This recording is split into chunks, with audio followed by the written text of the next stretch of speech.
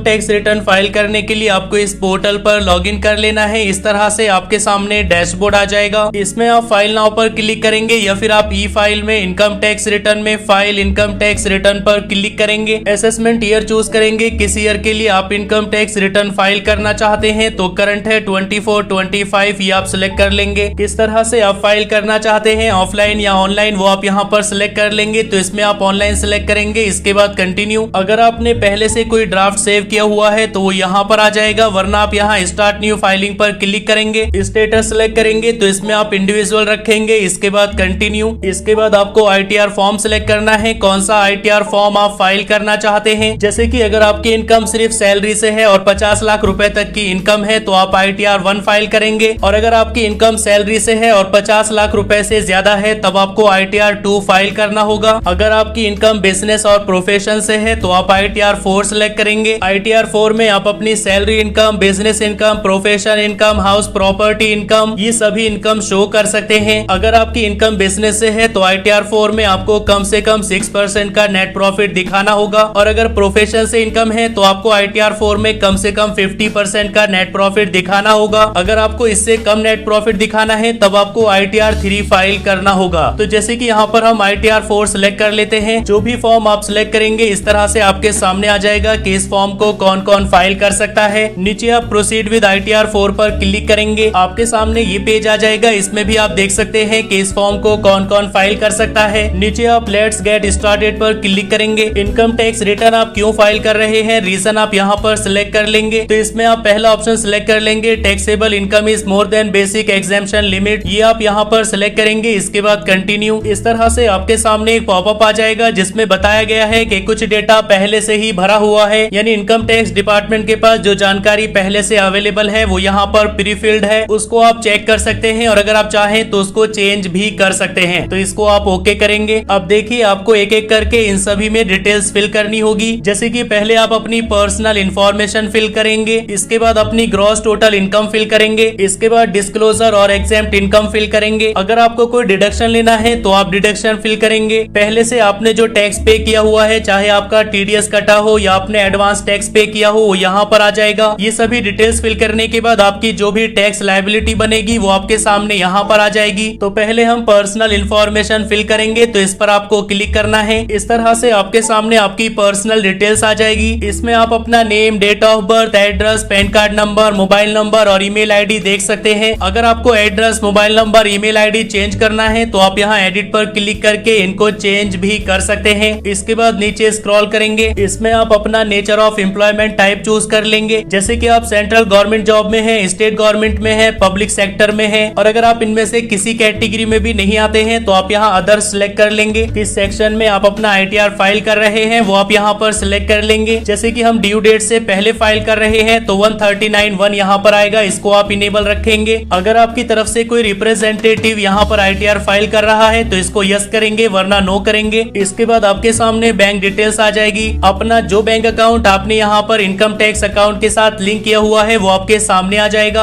अगर आपको ये बैंक अकाउंट देखना है तो आप यहाँ 3 डॉट पर क्लिक करेंगे, व्यू पर क्लिक करके इसको आप देख सकते हैं, एडिट पर क्लिक करके इसको आप एडिट भी कर सकते हैं। अगर आपके पास एक से ज्यादा बैंक अकाउंट्स हैं तो आप यहाँ ऐड पर क्लिक करके उनको भी यहाँ पर ऐड कर लेंगे। इसके बाद नीचे स्क्रॉल करेंगे और इसको आप कंफर्म कर देंगे। अब जैसे कि आप देख सकते हैं पर्सनल इंफॉर्मेशन वाला सेक्शन यहाँ पर कंफर्म हो चुका है। इसके बाद आपको ग्रॉस टोटल इनकम यहाँ पर फिल करनी है, तो इस पर आप क्लिक करेंगे। इस तरह से आपके सामने कुछ क्वेश्चंस आ जाएंगे, तो आप नीचे स्कीप पर क्लिक करेंगे, इसको आप यस कर देंगे। अब यहाँ पर आपको अपनी इनकम फिल करनी होगी। जैसे कि अगर आपकी सैलरी से इनकम है तो आप इनकम फ्रॉम सैलरी में फिल करेंगे। इसमें आप एडिट पर क्लिक करेंगे, सैलरी से आपकी जो भी इनकम है वो आप यहाँ पर एंटर करेंगे। इसके बाद नीचे स्क्रॉल करेंगे। अगर आपको कोई एग्जाम्प्ट लेना है तो आप यहाँ पर नेचर ऑफ एग्जाम्प्ट सिलेक्ट कर लेंगे, किस टाइप का एग्जाम्प्ट आपको लेना है। सिलेक्ट करने के बाद इसमें आप अमाउंट डालेंगे, कितना अमाउंट का आपको एग्जाम्प्ट लेना है। नीचे आपके सामने नेट सैलरी आ जाएगी। इसके बाद आप नीचे स्क्रॉल करेंगे और इसको सेव कर देंगे। हमारी सैलरी से कोई इनकम नहीं है तो मैं इसको कैंसिल कर देता हूँ। तो अगर आपकी सैलरी से कोई इनकम है तभी आप इसमें फिल करेंगे, वरना आप नीचे स्क्रॉल करेंगे। अगर आपकी हाउस प्रॉपर्टी से कोई इनकम है तो उसको आप यहाँ पर ऐड कर लेंगे। इसमें आप ऐड पर क्लिक करेंगे, किस टाइप की हाउस प्रॉपर्टी है वो आप यहाँ पर सिलेक्ट कर लेंगे। जैसे कि अगर आपने रेंट पर दिया हुआ है तो आप लेट आउट यहाँ पर सिलेक्ट कर लेंगे। इसके बाद डिटेल्स फिल करेंगे, जैसे कि आपको पूरे साल में कितना रेंट रेंट मिला है वो आप यहाँ पर एंटर करेंगे, कितना टैक्स आपने लोकल अथॉरिटीज को पे किया है वो आप यहाँ पर एंटर करेंगे। अगर आपने इस प्रॉपर्टी को लेने के लिए कोई लोन लिया था तो उस पर आप कितना इंटरेस्ट पे कर रहे हैं वो आप यहाँ पर एंटर कर देंगे। नीचे आपके सामने चार्जेबल इनकम आ जाएगी। इसके बाद ऐड पर क्लिक करेंगे। हमारी हाउस प्रॉपर्टी से भी कोई इनकम नहीं है तो मैं इसको कैंसिल कर देता हूँ। तो इसमें भी आप डिटेल्स तभी फिल करेंगे जब आपकी हाउस प्रॉपर्टी से कोई इनकम होगी। इसके बाद है इनकम फ्रॉम बिजनेस और प्रोफेशन, इसमें आप ऐड डिटेल्स पर क्लिक करेंगे। इसमें आपको दोनों ऑप्शंस मिल जाएंगे। अगर आपकी इनकम प्रोफेशन से है तो आप प्रोफेशन यहाँ पर सिलेक्ट करेंगे। इस तरह से आपके सामने प्रोफेशन की डिटेल्स फिल करने का ऑप्शन आ जाएगा। इसमें आप अपने बिजनेस का नेम डालेंगे, बिजनेस कोड सिलेक्ट करेंगे, डिस्क्रिप्शन ऐड करेंगे। इसके बाद ऐड नीचे आप अपनी टोटल इनकम डालेंगे कि आपकी कितनी इनकम है, बैंकिंग चैनल के थ्रू आपकी कितनी इनकम है और कैश में कितनी इनकम है, ये आपको यहाँ पर अलग अलग एंटर करनी होगी। कितना नेट प्रॉफिट आप दिखाना चाहते हैं वो आप यहाँ पर एंटर कर देंगे। जैसे कि मैंने आपको बताया प्रोफेशन के केस में आपको कम से कम 50% का नेट प्रॉफिट दिखाना होगा। तो यहाँ पर आप नेट प्रॉफिट ऐड करेंगे। इसके बाद ऐड पर क्लिक कर देंगे तो आपकी ये इनकम ऐड हो जाएगी। ऐसे ही अगर आपकी बिजनेस से इनकम है तो आप यहाँ पर बिजनेस सिलेक्ट करेंगे। इसमें आप अपने बिजनेस का नेम एंटर कर देंगे। इसके बाद बिजनेस कोड यहाँ पर सिलेक्ट करेंगे तो इसमें आपको काफी सारे ऑप्शंस मिल जाएंगे। अगर आप चाहें तो यहाँ पर नेम लिखकर भी सर्च कर सकते हैं। इस तरह से आपके सामने बिजनेस का नेम और कोड आ जाएगा, इसको आप सिलेक्ट कर लेंगे। अगर आप चाहें तो कोई डिस्क्रिप्शन भी यहाँ पर ऐड कर सकते हैं। इसके बाद ऐड पर क्लिक करेंगे। इस तरह से आपका बिजनेस ऐड हो जाएगा। अगर आपके एक से ज्यादा बिजनेस हैं तब आप यहाँ ऐड अनदर पर क्लिक करके अपने सभी बिजनेस को ऐड कर सकते हैं। इसके बाद नीचे स्क्रॉल करेंगे, आपको अपनी इनकम ऐड करनी होगी। तो बैंकिंग चैनल के थ्रू आपको जितनी भी इनकम हुई है वो आप यहाँ पर एंटर करेंगे। यानी जो भी इनकम आपको बैंक में रिसीव हुई है, चाहे यूपीआई से हुई हो, चेक से हुई हो, एनईएफटी या आईएमपीएस से हुई हो, वो सब आपको यहाँ पर एंटर करनी होगी। इसके बाद आपको कैश वाली इनकम यहाँ पर एंटर करनी है। कैश में आपको जितना भी पेमेंट रिसीव हुआ है वो सब आप यहाँ पर एंटर कर देंगे। तो अपनी ग्रॉस इनकम आपको यहाँ पर एंटर कर देनी है। नीचे यहाँ पर आपको अपना नेट प्रॉफिट एंटर करना होगा। इसमें आपको दो ऑप्शंस दिए गए हैं, 6% और 8%। अगर आपको पेमेंट बैंकिंग चैनल के थ्रू रिसीव हुआ है तब आप मिनिमम 6% का नेट प्रॉफिट यहाँ पर शो कर सकते हैं। और अगर आपकी ज्यादातर इनकम कैश में हुई है तब आपको कम से कम 8% का नेट प्रॉफिट यहाँ पर शो करना होगा। तो जैसे कि हमें पेमेंट मिला है बैंक में, बैंकिंग चैनल के थ्रू, कैश में हमारी कोई सेल नहीं है, तो यहाँ पर 6% वाले कॉलम में हम अपनी इनकम एंटर कर देंगे। तो जो भी आपकी नेट इनकम है वो आपको यहाँ पर एंटर करनी है। इसी पर आपको इनकम टैक्स पे करना होगा। तो आपकी जो ग्रॉस रिसिप्ट है इससे खर्चे कट करने के बाद आपका जो नेट प्रॉफिट बचा है वो आप यहाँ पर एंटर करेंगे। इस ग्रॉस रिसिप्ट का आपको कम से कम 6% यहाँ पर एंटर करना होगा, ज्यादा आप कितना भी कर सकते हैं। तो इस तरह से आपको ये डिटेल्स फिल करनी है और ऐड पर क्लिक करेंगे। इस तरह से आपकी बिजनेस और प्रोफेशन की इनकम यहाँ पर ऐड हो जाएगी। जैसे कि आप देख सकते हैं मैंने बिजनेस की इनकम ऐड की है तो वो यहाँ पर आ गई है। अगर प्रोफेशन की इनकम ऐड करेंगे तो वो भी यहाँ पर आ जाएगी। नीचे स्क्रॉल करेंगे, इनकम फ्रॉम अदर सोर्सेज में आप ऐड डिटेल्स पर क्लिक करेंगे। अगर आपको बैंक से कोई इंटरेस्ट रिसीव हुआ है तो इसको आप यस करेंगे। यहाँ पर अमाउंट डाल देंगे, कितना इंटरेस्ट आपको बैंक से रिसीव हुआ है। जैसे कि सेविंग्स अकाउंट होता है, एफडी होता है, तो उस पर आपको इंटरेस्ट मिलता है, वो इंटरेस्ट आप यहाँ पर एंटर करेंगे। अगर आपको इनकम टैक्स से कोई रिफंड मिला था तो इसको आप यस करेंगे और वो अमाउंट आप यहाँ पर एंटर कर देंगे। ऐसे ही आप नीचे स्क्रॉल करेंगे, अगर आपको कोई डिविडेंड मिला है तो डिविडेंड भी आप यहाँ पर ऐड करेंगे, इसको आप यस कर देंगे। जितने अमाउंट का भी आपको डिविडेंड मिला है वो आप यहाँ पर एंटर कर देंगे। ऐसे ही अगर आपकी कोई और इनकम है तो आप इसको यस करके वो इनकम भी यहाँ पर एंटर कर देंगे। ये सभी डिटेल्स फिल करने के बाद कंटिन्यू। अब आपके सामने टोटल इनकम आ चुकी है। आपकी सैलरी से, हाउस प्रॉपर्टी से, बिजनेस या प्रोफेशन से, इंटरेस्ट से, डिविडेंड से जितनी भी इनकम हुई है वो सब आपके सामने यहाँ पर कैलकुलेट होकर आ जाएगी। आप कंफर्म करेंगे। अब देखिए टोटल इनकम वाला सेक्शन भी यहाँ पर कंफर्म हो चुका है। इसके बाद डिस्क्लोजर पर क्लिक करेंगे। ये वाला सेक्शन मैंडेटरी है तो इसमें आप ऐड डिटेल्स पर क्लिक करेंगे। ये सभी फिल करना आपके लिए जरूरी नहीं है, जिनके सामने स्टार है आपको सिर्फ वही फिल करना होगा। तो इसमें आपको सन्ड्री क्रेडिटर्स यानी आपकी जो लेनदारी है वो एंटर करनी है। अगर कुछ भी नहीं है तो 0 एंटर कर देंगे। ऐसे ही आपके पास जो इन्वेंट्रीज है वो आप यहाँ पर एंटर करेंगे। अगर नहीं है तो 0 टाइप करेंगे। सन्ड्री डेटर्स यानी देनदार, यानी आपके ऊपर कितनी देनदारी है वो आप यहाँ पर एंटर कर देंगे। कैश इन हैंड कितना है वो आप यहाँ पर टाइप कर देंगे। बाकी डिटेल्स भी अगर आप चाहें तो डाल सकते हैं, लेकिन जिनके सामने ये स्टार मार्क है इनमें आपको फिल करना ही पड़ेगा। इसके बाद ऐड। तो इस तरह से आपकी यहाँ पर एक छोटी सी बैलेंस शीट बन जाएगी। इसका मैच होना जरूरी नहीं है, जो भी डिटेल्स आपने यहाँ पर फिल की है वही चल जाएगी। नीचे स्क्रॉल करेंगे, अगर आपने जीएसटी नंबर लिया हुआ है तो जीएसटी टर्नओवर आपका कितना है वो आप यहाँ ऐड डिटेल्स पर क्लिक करके फिल कर सकते हैं। अगर आपकी आपकी कोई एग्जेम्प्ट इनकम है, यानी ऐसी इनकम है जिस पर इनकम टैक्स नहीं देना होता है, तो आप यहाँ पर फिल करेंगे। इसमें आप ऐड डिटेल्स पर क्लिक करेंगे। नेचर ऑफ एग्जेम्प्ट इनकम आप यहाँ पर सिलेक्ट कर लेंगे। इसमें आपको काफी सारी कैटेगरीज मिल जाएगी, जैसे कि खेती से अगर आपकी 5,000 रुपए तक की इनकम है तो वो आप यहाँ पर एंटर कर देंगे। ऐसे ही अगर आपको कोई स्कॉलरशिप मिली है, कोई अवार्ड मिला है, तो वो भी आप यहाँ पर ऐड कर देंगे। तो जितनी भी आपकी एग्जेम्प्ट इनकम है वो आप यहाँ पर ऐड कर देंगे। हमारी कोई एग्जेम्प्ट इनकम नहीं है तो मैं इसको कैंसिल कर देता हूँ। ये सभी डिटेल्स फिल करने के बाद कंफर्म पर क्लिक करेंगे। ये सेक्शन भी यहाँ पर कंफर्म हो चुका है। इसके बाद आपको टोटल डिडक्शंस पर क्लिक करना है। अगर आप इस डिडक्शन के लिए एलिजिबल हैं तो इसको आप यस करेंगे, वरना नो करेंगे। न्यू टैक्स रिजीम में आपको इसके अलावा कोई और डिडक्शन नहीं मिलेगा, इसको आप कंटिन्यू करेंगे। न्यू टैक्स रिजीम में आप सिर्फ यही एक डिडक्शन ले सकते हैं। अगर आप इसके लिए एलिजिबल हैं तो ऐड पर क्लिक करके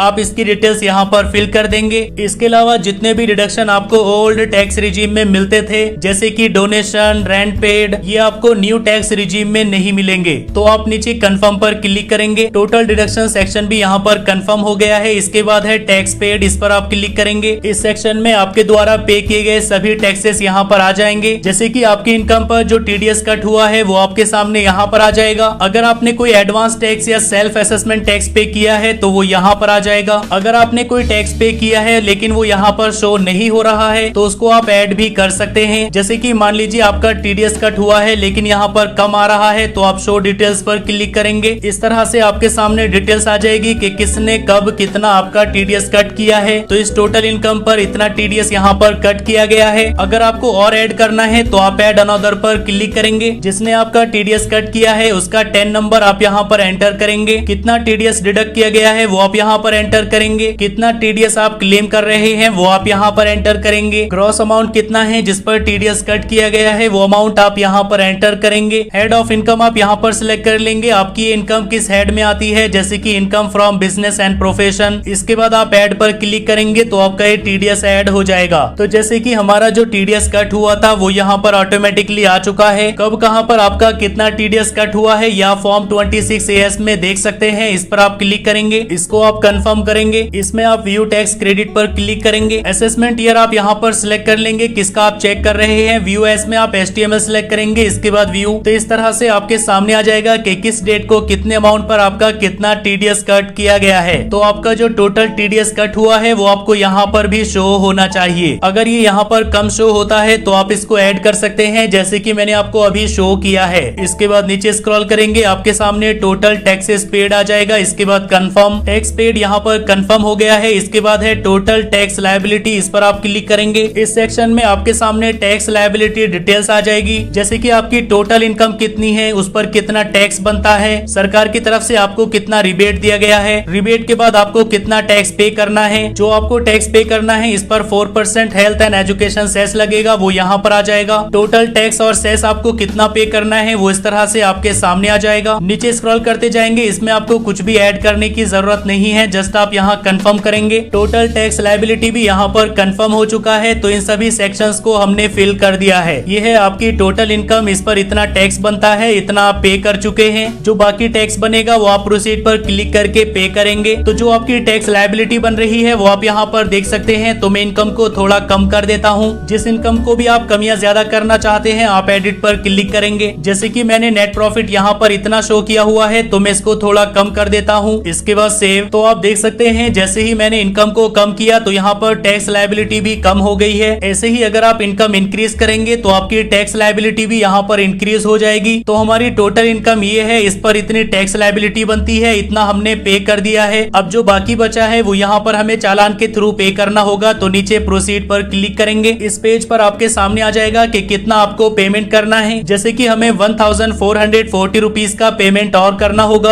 अगर आपका रिफंड बनता है तो आपके सामने यहाँ पर रिफंड आ जाएगा कि इतना रिफंड आपको मिलेगा। अगर आप चाहें तो इसको डाउनलोड कर सकते हैं और प्रिंट भी कर सकते हैं। नीचे स्क्रॉल करेंगे, आपके सामने सभी डिटेल्स आ जाएगी। अगर आपका रिफंड बनता है तो यहाँ पर रिफंड लिखा हुआ आ जाएगा, और अगर आपकी कोई लायबिलिटी बनती है तो आप पे नाउ पर क्लिक करके उसको पे करेंगे। उसके बाद ही आप अपने ITR को सबमिट कर पाएंगे। तो चलिए हम ये अमाउंट पे कर देते हैं, पे नाउ। इसको हम कंटिन्यू करेंगे। असेसमेंट ईयर और माइनर हेड ये ऑटोमेटिकली यहाँ पर सिलेक्ट कर लेगा। इसके बाद कंटिन्यू। कितना अमाउंट आपको पे करना है वो यहाँ पर आ जाएगा। इसमें आपको कुछ भी चेंज नहीं करना है। कंटिन्यू करेंगे। किस तरह से आप पे करना चाहते हैं वो आप यहाँ पर सिलेक्ट सिलेक्ट कर लेंगे, जैसे कि नेट बैंकिंग, डेबिट कार्ड और यूपीआई। अगर आपको यूपीआई से पे करना है तो आप यहाँ पर सिलेक्ट करेंगे यूपीआई। इसमें आपको काफी सारे पेमेंट गेटवेज मिल जाएंगे, आप किसी एक को भी यहाँ पर सिलेक्ट कर लेंगे। अकाउंट आपका चाहे किसी भी बैंक में हो, आप यहाँ पर कोई भी पेमेंट गेटवे सिलेक्ट कर सकते हैं। इसके बाद कंटिन्यू, आपके सामने टैक्स ब्रेकअप डिटेल्स आ जाएगी, पे नाउ पर क्लिक करेंगे। इसके बाद टर्म्स एंड कंडीशंस आ जाएगी, इनको आप यहाँ पर एग्री करेंगे। सबमिट टू बैंक, यूपीआई से पेमेंट का आपके सामने ऑप्शन आ जाएगा, यूपीआई पर क्लिक करेंगे। किस यूपीआई एप्लीकेशन से आप पे करना चाहते हैं वो आप यहाँ पर सिलेक्ट कर लेंगे। अपनी यूपीआई आईडी एंटर करके वेरीफाई पर क्लिक करेंगे। इस तरह से डिटेल्स यहाँ पर वेरीफाई हो जाएगी, आपका बैंकिंग नेम भी आपके सामने आ जाएगा। प्रोसीड पर क्लिक करेंगे। इसके बाद आप अपने यूपीआई एप्लीकेशन में जाएंगे, आपको इस तरह से एक नोटिफिकेशन मिल जाएगा, पे पर क्लिक करेंगे। इसके बाद अपना यूपीआई पिन डालकर आप पेमेंट कंप्लीट कर देंगे। चालान का पेमेंट सक्सेसफुल हो चुका है। इसके बाद यहाँ बैक टू रिटर्न फाइलिंग पर क्लिक करेंगे। अब आप यहाँ पर देख सकते हैं इतना टैक्स बना है, इतना हमने पे कर दिया है, कोई और अमाउंट हमें यहाँ पर अब पे नहीं करना होगा। प्रीव्यू रिटर्न पर क्लिक करेंगे। इसमें आप डिक्लेरेशन देंगे तो आप यहाँ पर टिक कर देंगे। इसके बाद प्रोसीड टू प्रीव्यू। इस तरह से आपके सामने आपके इनकम टैक्स रिटर्न का एक प्रीव्यू आ जाएगा। अगर आप चाहें तो इसको डाउनलोड कर सकते हैं। नीचे आप प्रोसीड टू वैलिडेशन पर क्लिक करेंगे। अगर आपके आईटीआर में कोई भी प्रॉब्लम होगी तो यहाँ पर लिखा हुआ आ जाएगा। हमारे आईटीआर में कोई भी एरर यहाँ पर नहीं आया है, वैलिडेशन सक्सेसफुल हो गया है। इसके बाद आपको वेरीफाई करना होगा तो आप प्रोसीड टू वेरीफाई पर क्लिक करेंगे। इसमें आप ई वेरीफाई नाउ पर क्लिक करेंगे। इसके बाद कंटिन्यू, आधार ओटीपी के थ्रू आप इसको वेरीफाई कर सकते हैं, तो आप यहाँ पर ये वाला ऑप्शन सिलेक्ट करेंगे। आधार कार्ड के साथ जो भी नंबर लिंक होगा उस पर एक ओटीपी सेंड किया जाएगा, उससे आप यहाँ पर वेरीफाई कर सकते हैं। तो इसको सिलेक्ट करके आप कंटिन्यू करेंगे। I agree to validate my Aadhaar details, इसको आप टिक करेंगे। इसके बाद generate Aadhaar OTP, Aadhaar card के साथ जो नंबर लिंक है उस पर एक ओटीपी सेंड किया जाएगा, ओटीपी यहाँ एंटर करेंगे। इसके बाद वैलिडेट, इसके बाद आपको कंफर्म करना है कि आप अपने आईटीआर को सबमिट करना चाहते हैं। सबमिट पर क्लिक करेंगे और सक्सेसफुली आपका इनकम टैक्स रिटर्न यहाँ पर फाइल हो जाएगा। इसके बाद आप डैशबोर्ड पर जाएंगे। यहाँ पर आप देख सकते हैं रिटर्न आपने फाइल कर दिया है, उसको वेरीफाई भी कर दिया है। इसके बाद इनकम टैक्स डिपार्टमेंट की तरफ से इसको प्रोसेस किया जाएगा और प्रोसेसिंग कंप्लीट हो जाएगी। प्रोसेसिंग कंप्लीट होने पर आपके पास एक ईमेल आ जाएगा। उस ईमेल में आपको पता चल जाएगा अगर आप पर कोई डिमांड बनती है तो उसमें आपको डिमांड मिल जाएगी, और अगर आपका कोई रिफंड बनता है तो उसमें रिफंड लिखा हुआ आ जाएगा, वो आपके बैंक अकाउंट में क्रेडिट हो जाएगा।